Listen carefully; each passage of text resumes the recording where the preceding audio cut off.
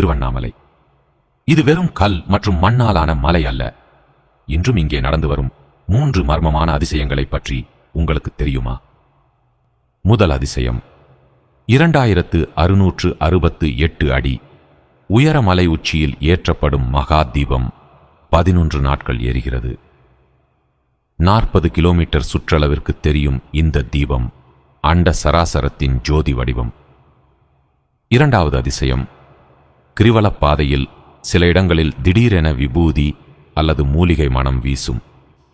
உடலில்லாத சித்தர்கள் இன்றும் அங்கே உலா வருவதையே இது உணர்த்துகிறது. மூன்றாவது அதிசயம், இந்த மலை ஒரு மாபெரும் காந்த மையம்.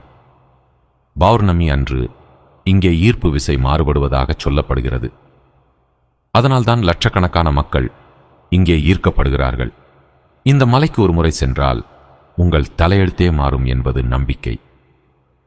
நீங்கள் இந்த அதிசயத்தை உணர்ந்திருக்கிறீர்களா? அண்ணாமலையானுக்கு ஆரோகரா என கமெண்ட் செய்யுங்கள்.